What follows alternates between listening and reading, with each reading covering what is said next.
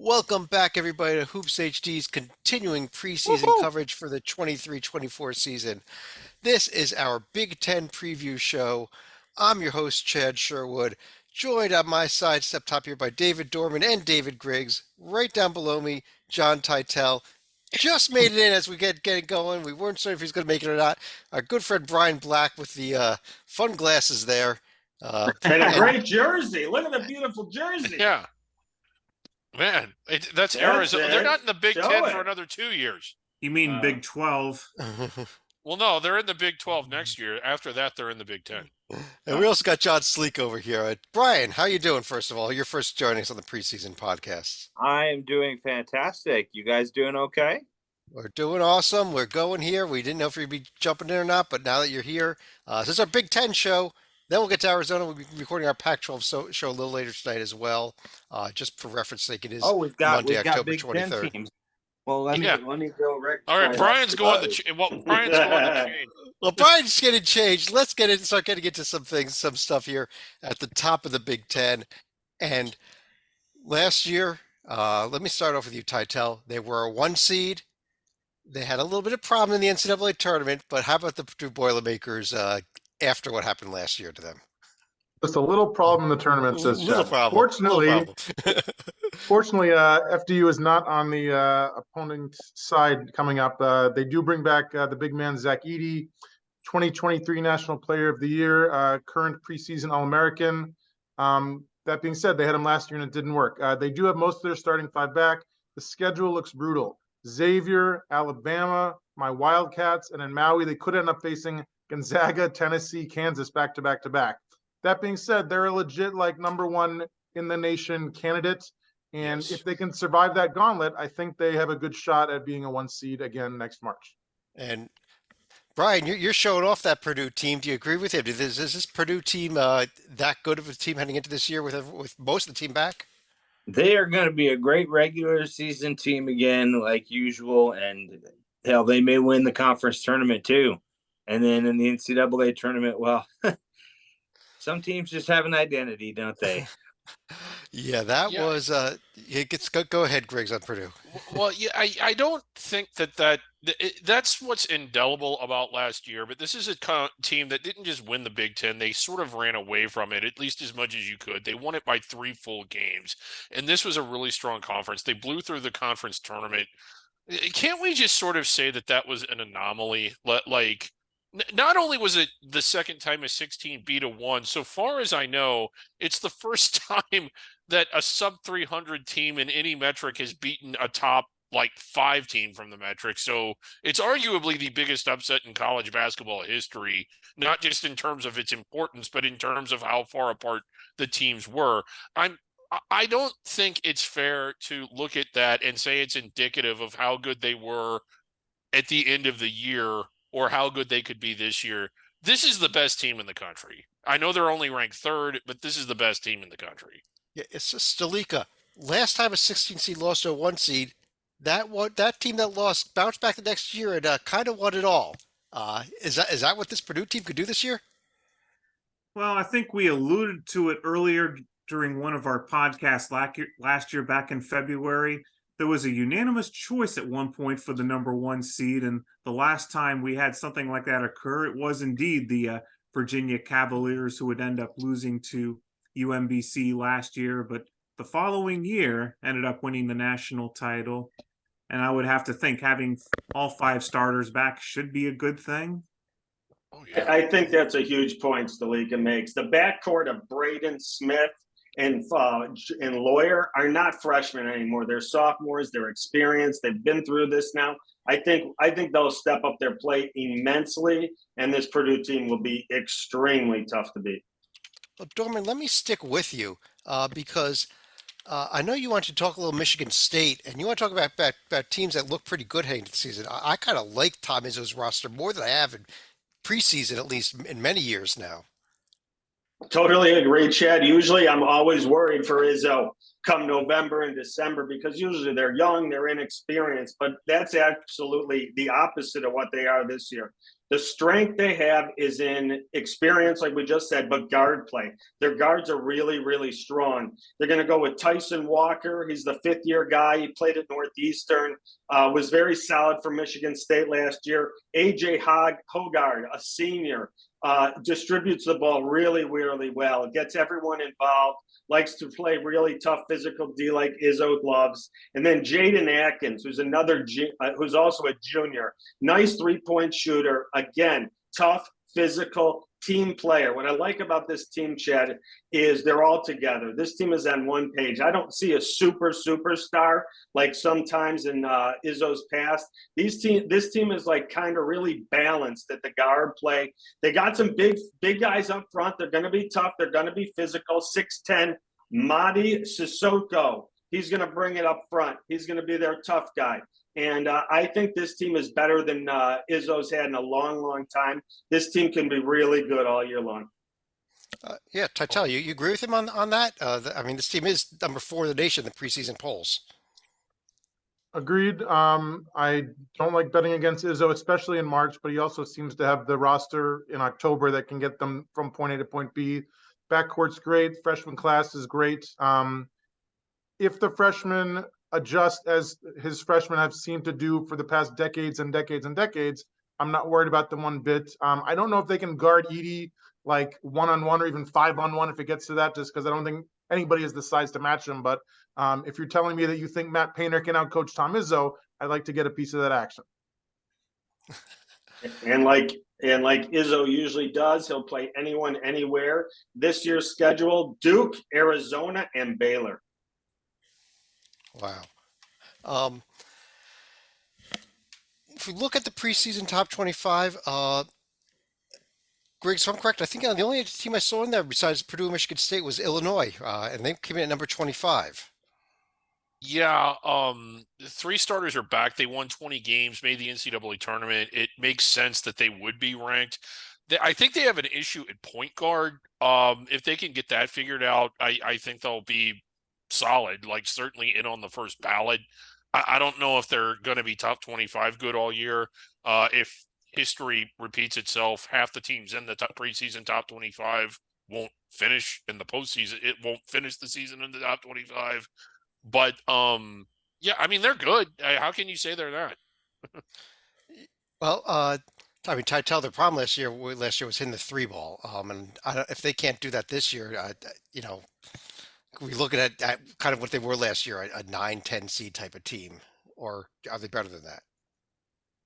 I think they're better. I mean, the Big Ten is loaded not just at the top, but in the middle. I mean, I agree that we've hit on the top 2 with Purdue and Michigan State, but I think there's a whole bunch of teams not too far below that in the Illinois, Wisconsin, Maryland, and maybe even the Buckeyes range. So I think all of those teams are capable of being like top 20 good and therefore making the Sweet 16 in theory. It just is going to be a matter of how things shake out. And obviously, if you're an Illinois team getting off the season with Eastern Illinois, that's one thing. Wisconsin's starting against Arkansas State, noticeably better team. So they're going to be tested early. And Wisconsin has a bunch of guys coming back, as does Illinois, though. So I think there's a whole bunch of teams that can contend after the top 2 in this conference. Go ahead, Griggs. Well, I better not go ahead. I'm excited to talk about whiskey, but we're not on them yet. So Well, we're not on them, but we're about to actually go there. But I want to start with Stalika on them, then I guess Brian about them, then I'll go to you last, maybe if we've got time, Griggs. I know, but Stalika, Wisconsin, not an NCAA tournament team last year, NIT Final Four team. Everybody's back, but this team was not in the NCAA tournament last year. It was hard to believe that Wisconsin was going to be in the bottom 4 of the Big Ten last year, but that said more volumes about just how competitive the league was top to bottom. But as you pointed out, they do have all 5 starters back with Chucky Hepburn, Stephen Krall, Connor Seguin, and Tyler Wall. And you also have AJ Storr, who's coming over from St. John's as far as their entrance into the transfer portal. If you want to look at what Wisconsin's doing out of conference, they're hosting Tennessee, going to Providence as part of the Gavitt games, and they'll play either Virginia and then SMU or West Virginia in the Fort Myers tip-off, and also a little school called Marquette that they will be facing at home. That's always a tough game. And Brian, you've got the Wisconsin jersey up there now. I do. I have a feeling that Wisconsin is going to be sneaky, and they're going to win a lot of close games this season. I just get that feeling. I'm not sure how they did in close games last year. I'd have to check the stats on that, but I can help you with that. yeah, I'm not sure exactly what their win-loss record was in like 5-point or less games or something like that. I have a stat right here for you, Brian. 7 of their 11 conference losses were either in overtime or by 5 points or less. So while their record Yeah, kind of stunk, they actually battled in a lot of those games. I thought they were yeah, deceptively better than what the ninth place finish. So for starters, they were 9-11, which because the Big Ten was so log jammed between 11th and 4th or whatever it was, they kind of just, yeah, they were 11th, but they were 1 or 2 games away from being a lot higher than that. And exactly. with everybody back from a team that they didn't get the wins, but they knew how to play. They may just not have known how to finish games off in that situation. I think that comes from experience. And I know that there's certain teams, Richmond, Wisconsin, Colorado, that I always seem to overvalue, but I never learned my lesson. I really like Wisconsin this year. I think they can be a top 25 team. I think we're kind of talking about a group of teams here. I think Tytel mentioned it. We're beyond the Purdue Michigan State. Another team in this group, Dorman, is Kevin Willard's Maryland team. They got a lot back as well this year. Yeah, including senior fifth-year guard Jameer Young. I really like him. He really can score.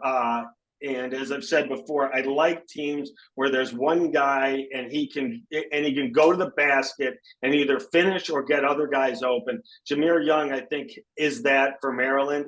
And like Tytel said, after those top 2 or 3 in the top 5 or 10 of the country, I like this Maryland team at the top of the middle of this Big Ten. I think Kevin Willard will get it done with this experience group. Now, Tytel, one thing that's going to have ahead, to Slika. improve from last year, Maryland was probably the ultimate home court hero. Their only loss at home was against UCLA, and they beat just about everyone in the Big Ten, but couldn't get any wins of note away from home in the conference. So naturally, they end up around the 8 or 9 seed line and at least make it to the second round before bowing out in the NCAA tournament. Okay. Tytel, little bit of news coming out of the Indiana Hoosiers as one of the, as Mackenzie McBacco, if I'm pronouncing it correctly, kind of got himself arrested because he wanted a 3 a.m. taco. I assume he's going to be around for the season. It doesn't sound like it's that serious of an offense, but how about the Hoosiers now in the post Jackson Davis era? I mean, I'm concerned that Mackenzie McBacco is doing these things right before the season, but I agree. We've seen a lot easier penalties for a lot worse behavior. So I do not think he's going to be gone for the year or anything ridiculous like that. I hope, yeah. He's also McDonald's All-American, so I think they could really use him, frankly. I think the Hoosiers will be okay. They did lose the big man superstar Trace Jackson Davis to the NBA, but they did bring in another big man, Peyton Sparks, who's going to slip not right into those big footsteps, but I think he's going to be a big force up front that helps ease the tide and tension in losing a guy like TJD. Schedule looks manageable. I like Mike Woodson a lot. I'm going to get to him in my final thought. But yes, it's a little upsetting to see a freshman behaving badly right before the season starts. Hopefully he will take it as a life lesson and move on from there. Yeah, what did he do that was so wrong? He just wanted a taco. Just wanted a taco. Well, Xavier Johnson being healthy, isn't that a key also for this Hoosiers team? I mean, I've been thrown out of Taco Bell for way worse stuff. Certainly, I think he might be the leading scorer on the team. But again, like I think McBacco is the real deal, and if healthy and if out of jail and everything, like I think he could also be like the man for them. Brian, you where are you on this Indiana team? I think they're going to be pretty good, to be honest with you. Sorry, I don't have an Indiana jersey yet. Well, forget it. Forget it. Indiana, you're out of the conference. But I do think they're going to be better than advertised also. Sneaky good. Again, provided that their entire roster is going to be there to be able to contribute. Xavier Johnson is a very, very good player. And I think is going to be one of the, as long as he stays healthy, one of the brightest spots in the conference for sure. Slika, I know that one of your favorite teams, it's your home state. What about Ohio State this season? This team was not in the NCAA tournament last year. I've heard some people picking this as a team that at least at the top half of the conference here. It's never a good sign when our colleague Kyle Lamb spends most of his time researching Chris Holtman's buyout, but we did get to see a little bit of Ohio State in their exhibition yesterday when they were playing at Dayton. We'll probably get into that a little bit later. Not too many players of note that I could recall are going to be returning. Zed Key, I believe, is going to be a senior this year. They also get Bruce Thornton and Roddy Gale Jr. returning. They also have Evan Mahaffey, who's going to be transferring over from Penn State, the legend. He's the son of a former Miami Redhawk, Jamie Mahaffey. And if we're looking at who the Buckeyes are going to be playing, they're going to host Texas A&M on Peacock. They're going to be playing in the Emerald Coast Classic that will include Alabama and either Oregon or Santa Clara, and then a pair of neutral games against UCLA and Atlanta. And they will also be playing West Virginia and Cleveland. Yeah, I got a bit of a hot take here on Ohio State. They went through a stretch last year where they lost 14 out of 15. I'm betting had they not done that, they would have been a lot better. I think you're missing when you talk about the transfers. Guys like Dale Bonner and Jamison Battle are the guys that I think could help this team a lot. Dorman, you're nodding your head. I think this Ohio State team has a shot here at being at getting there. I think they're more middle of the road, like Stalik was saying. I do agree with you, though. Battle and Bonner are going to bring them offense that they badly needed last year. That kept them from struggling. But as I always compliment a lot of coaches, I'm a big fan of a lot of coaches. Chris Holt doesn't do it for me. There's always something missing with his teams. He's always a step behind, I feel, from the competition. This team, I think, is middle of the road in the Big Ten at best. Titel, how about the Iowa Hawkeyes? I believe they're looking for their 5th straight NCAA tournament bid this year if they can get one. Pendulum, Fran McCaffrey getting it done in the Great Midwest. They bring in a big transfer, Ben Krikke, big both in brawn, power forward, but in brain. 2nd team academic All-American last year. Amazingly, there's only one McCaffrey player left. Connor's gone, Patrick's still there. The good news for Fran is he's got 2 Sanford brothers in the backcourt. Peyton returns, Price is the incoming freshman. So if there's any coach in America who knows how to coach a pair of brothers, it's Fran. Coached his sons before, and now he gets to coach Peyton and Price together. Yeah, Griggs, you like this Iowa team? I don't know. I have more questions than answers with them, and I'm so happy to share that take with everybody on this preview podcast. My uncertainty about how good they're going to be. You can't discount Fran McCaffrey's ability as a coach to build them up. They seem to be lacking like big star power. It seems like they always have a big star that they don't have this year, but that in and of itself is not indicative of how good they could be or whether or not somebody could step into that role. I had them ranked a little lower than some of the other teams we haven't talked about yet, but it isn't that my mind's made up on them. It's just that I'm not sure about them.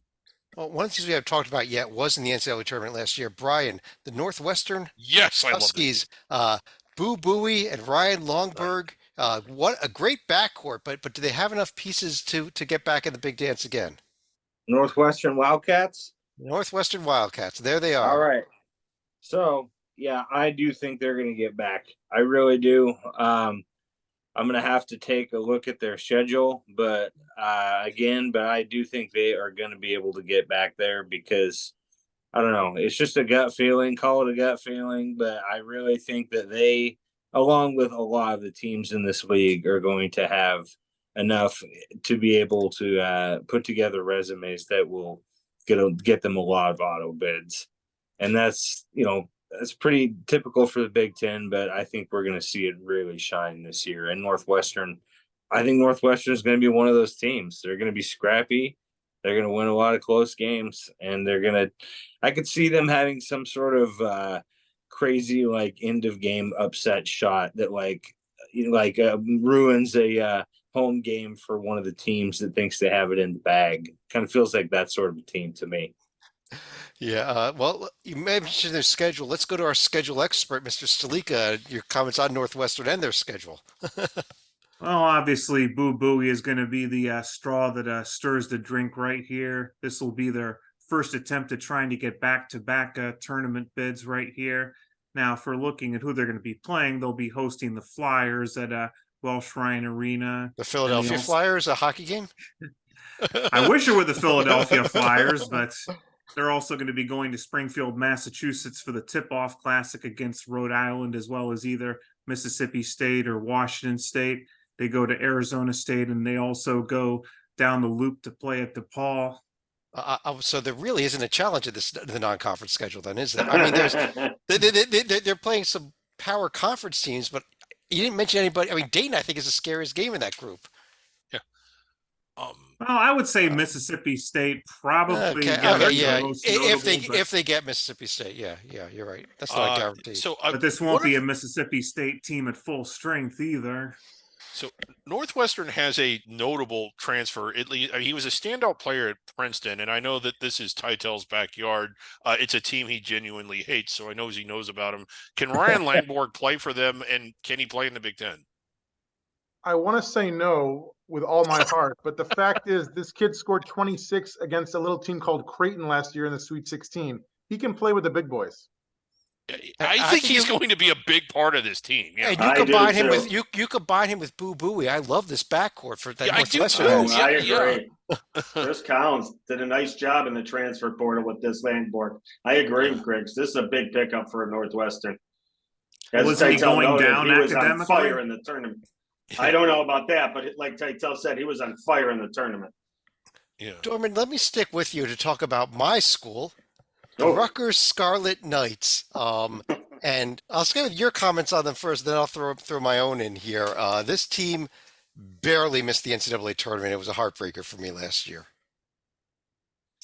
Okay, so we got some transfers, right? We got Noah Fernandez from UMass, and from Hartford, Austin Williams.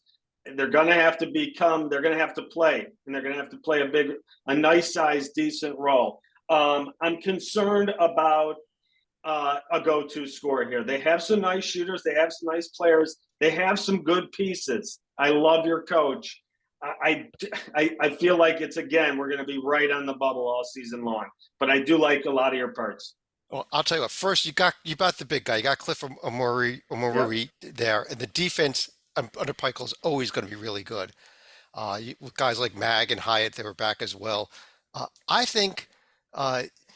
Even more important than some of these transfers for scoring, I'm looking at a couple of freshmen here. Gavin Griffith, Michael Davis. They were both really good in the St. John's exhibition game. And Griffith is a big star coming in. And I really think that those two guys, if they can become sophomores pretty quickly, you know what I mean? I think that this team is good enough to be in the NCAA tournament. Brian, you've got my RU jersey up. How about it? Can we put the Rutgers in this year? First off, I want to thank Rutgers for being one of the first 10 teams to send a jersey all the way back in 2017. I think that Peichel and the Knights, that home court advantage is underrated at the RAC. It really is. And I think they're going to be sneaky good again, but it does scream to me like, given their schedule, from what I remember looking at just a little bit ago, it does feel like they're a team that they may struggle on the road, like most teams do, but I think their road struggles, I just don't know if they're going to get enough of those road wins that's going to push them over the top to being in the dance, but it is going to be close enough that I'm not exactly sure where they're going to end up. They're really a mystery to me in a lot of ways. Well, and you throw in here though, I just mentioned the two freshmen, Davis and Gavin Griffith.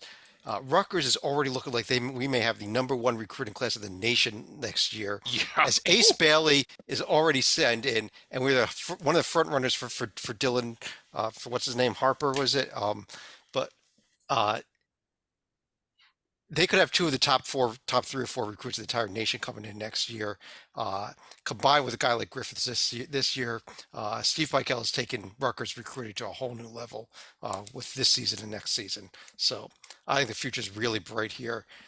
Another team whose future might be bright in a couple of years, but I'm not so about this year, even though they were an NCAA tournament team last year, Tytel, is Penn State with a new head coach in Mike Rhodes. So you're not the only guy who has an ace up his sleeve coming up, Chad. As Ace Baldwin was brought over by Rhodes, the Conference Player of the Year and Defensive Player of the Year under Rhodes at VCU. They also bring in a ton of others: Raquandis Mitchell, Leo O'Boyle, Kudus Wahab, who's been at Georgetown, it seems like 3 different times so far in his college career, and of course the legendary Puff Johnson, the wingman out of North Carolina. So a lot of new pieces for a new coach. So I don't think this is the year, but if they all stick around and if they can all gel, I don't think I want to play this team in late February. I'd agree with that. I mean, you almost read my notes on this team, which was if these guys do gel together, they do get dangerous. But Dorman, we only have 3 teams left, and we have not mentioned the Michigan Wolverines yet. Even, how far the mighty have fallen here. Oh.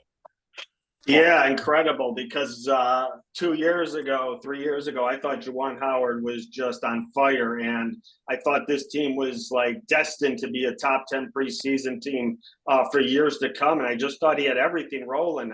The recruiting, the players, the big time players, and his sons were really doing well for him and bringing in. But it seems to have gone off the rails a little. I hope Juwan Howard is healthy. I know he had a health scare, so hopefully he'll be back. But I agree with you, Chad. The overall talent on the roster is just not what I thought it would be, and they just don't have big time players that I thought they would have coming into a season when I thought Juwan Howard really had it going a few years ago. Yeah, and they lost so many good players off of the team last year, but that team last year was only 18-16. It was not a very good team at the end of the day last year. And he doesn't bring that, and he doesn't bring much in. I don't get it. Brian, you got that Michigan jersey up. Do you think that there's any chance for this team this year? I think Juwan Howard, I'm not sure, you mentioned he was on fire a couple years ago. I'm not sure how hot his seat is now. Well, he won't be available at all this year, I wouldn't think, would he? Really? Yeah. He just had heart surgery. What's his estimate? I can't imagine he's going to be healthy at the start of the year. Yeah, this is a tough year because with him not there, for part of the season at least, it's going to be tough for those players. It really is. There's going to be a lot of attrition and adversity they're going to face throughout such a difficult schedule. So, before all this happened, I think a lot of folks I'm not sure how they felt about Juwan Howard, but now that he's had this health issue, then obviously, that's more important than how hot his seat was prior to that. Okay, the official word is there's no timetable at all at the moment still for his return. He could be back, he could not be back. I think if he misses most of this season, he probably gets a pass from the university for one more year too, though. Yeah, and I thank you for clarifying. I hadn't known that. I just assumed that with his health issues and with him having heart surgery that it would be an extensive leave, but I don't know that. Phil Martelli, his associate head coach, is very accomplished, but he's also sort of not in his prime anymore. I don't. Yeah, I think it's just an uphill climb for Michigan. Stalika, Fred Hoiberg and Nebraska Cornhuskers. Any shot at anything this year? It's been we all know what's happened since Tim Miles left. And Tim Miles was there as well. But go ahead, Stalika. Well, this would have been a Final Four team had Tim Miles still been there.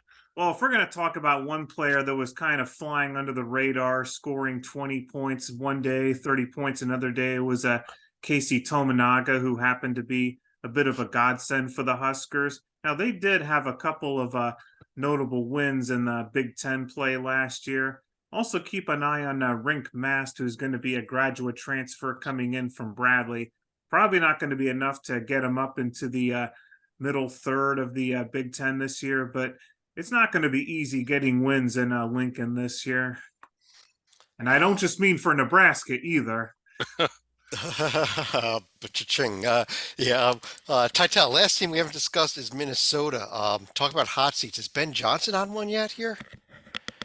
Depends what the administration has as their expectation level. If they want the guy to make the tournament every other year, then he's in very hot seat. But he does have the big man Dawson Garcia, who I think could be one of the top 5 players in the conference. He's got Elijah Hawkins transferring in the point guard from right around the corner in Howard University. That being said, I expect them to finish towards the bottom of this conference, and I hope they keep Jacobson around. I don't think it's his fault per se, There's just not a lot of ingredients in the cupboard for him to cook with. Yeah, it It's just seems cold like up there. every year is a rebuild year at Minnesota, but you gotta sometime finish rebuilding and start winning, don't you? It's cold. He needs a nice, warm, comfortable seat. Uh, if Griggs is done, what I'd like to do now is go through each of you and ask a couple questions here. Number one, who do you think is going to win this conference? Number two, how many bids do you think the league gets? If you want to tell me who those teams are, that's great. And number three, do you have any other final thoughts at all about the Big Ten? And Dorman, let me start with you on the Big Ten round the horn here. I am going with Purdue to win it all. I have, what do I have here? I have in the down year, I have 6 bids only. I'll rattle them off quickly. Purdue, Michigan State, Illinois, Maryland, Indiana, and I think one more sneaks in either Wisconsin or, I'm sorry, I have 7. I have Northwestern in. The last one is between. So I do have 6 in, and one more probably between Wisconsin and Iowa gets in.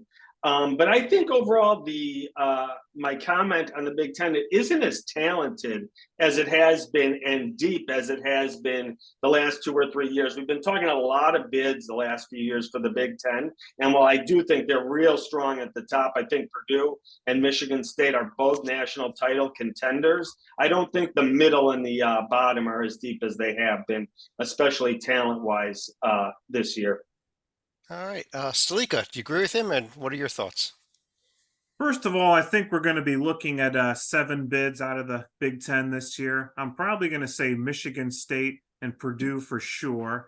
I'm also going to say Indiana, Illinois, Wisconsin probably get in. And I'm also going to say Northwestern, either Maryland or Iowa end up getting the 7th bid. Now, as far as my final thought, it's also going to tie into Purdue being my pick to win the Big Ten. This is a team that's built to win the conference, but judging by their last 2 NCAA tournaments, probably not built so much to win there. You want to know the total of their seeds that they've lost to the last 2 years? It is an NCAA tournament record that is probably never going to be equaled, and that is a whopping 31 because they've lost to Fairleigh Dickinson. Also, don't forget the 15 seed St. Peter's back in 22. They just cannot play those New Jersey teams. They need to play more bye games to prepare. Yeah. If we didn't have the first 4, it would be 32 because technically most people didn't realize this. There was a 17 line in that 64 versus 65 game, and Fairleigh Dickinson would have been it. Okay, Brian, your answer to the questions. My pick to win the Big Ten is actually Michigan State. I think Sparty wins it. I don't know how many more years Coach Izzo is going to go. I have no idea. It could be there for many more years, but however long he's going to be there, I think this last year of this current Big Ten before it changes a lot next season, I think Izzo's going to get it done. I think the roster is just talented enough. I think they're going to be able to take down Purdue in a close game. Big Ten championship game will be, I feel like, between Sparty and Purdue, and I think Sparty will edge them out. How many bids do you think the conference gets? I'm going to go ahead and guess 7, maybe 8, because the Big Ten is a good league. It really, almost every season, it overperforms expectations in terms of regular season performance. Almost every season, I feel like. So I'm going to go ahead and guess high. Again, just because I feel like the schedule there, the non-conference schedule provides for some wins for those teams y'all already mentioned.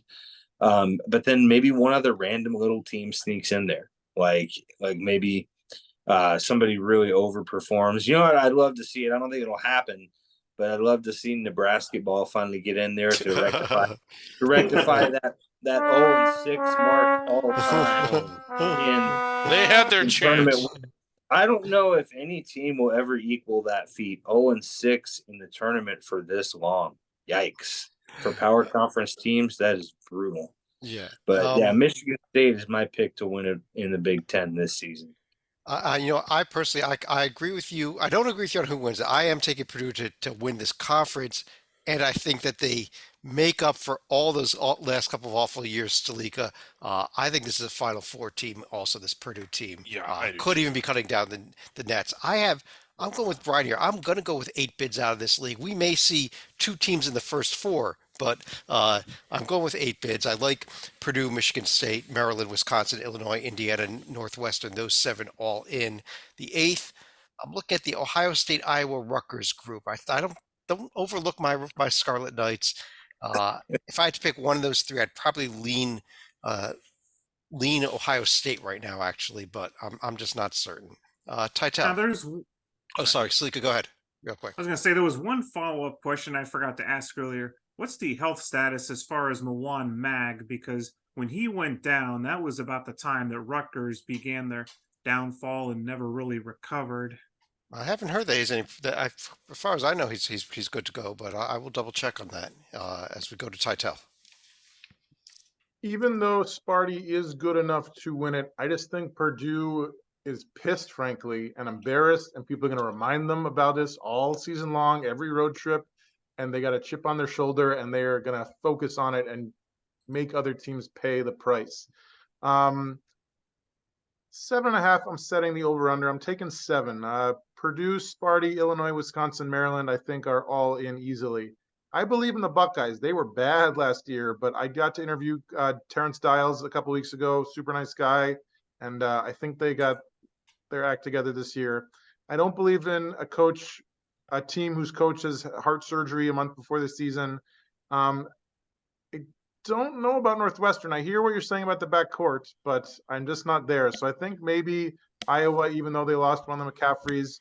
And as far as Rutgers, as Chad knows, the only game I care about on your schedule all year is the season opener. Please, Chad, tell me you're going to win that one. Is that against Princeton? Of course it is. Another thought here too, Titel. Let me get your screen share up here. Yes, even though I don't know if the Hoosiers are going to get it done, I wanted to give a shout out to Mike Woodson, who's shown here in the short shorts with his old coach Bob Knight, as he has a couple of big anniversaries in this season ahead. So That's Woodson on the left, and for those that are watching. Thank you, Puppet. So this is the 45th anniversary of the 1979 NIT that the Hoosiers won with Woodson playing for Knight. And it is also the 20th anniversary of Woodson winning an NBA title as an assistant to Larry Brown on the Pistons in 04. So a double congratulations and happy anniversary to Coach Woodson. Yeah, there we go. Quickly, the update on Mawat Mag. Even though he did not play in the St. John's game, he probably won't play in whatever other game Rutgers plays here in the exhibition season. He should be good to go for the start of the season. They're just kind of holding him out just in case for the exhibitions. Greg, do you want to finish us off here? Well, my first thought before I get to my teams and my final thought is that I hate agreeing with Chad, but I absolutely agree with him. I've got the 8 teams and I've got the same 7 automatic and the same group for the next one. I think Purdue is I said at the top that I thought they were the number 1 team, and I really do. I'm more inclined to think that last year was an aberration, and while they did lose to a 15 seed the year before, it was in the Sweet 16. They did beat some tournament caliber teams prior to that loss. I think that they're a Final Four caliber team that can win it all. And I think Michigan State might be on the one line as well. I certainly think that they're a protected seed, not to rehash what we already talked, but damn, even by Michigan State standards, they're really, really talented this year. I like Maryland. I like Wisconsin to get in. I like Illinois. I think they have enough. I don't like them as much as I don't think they're necessarily a top 25 team right now, but I do think they're a solid tournament team.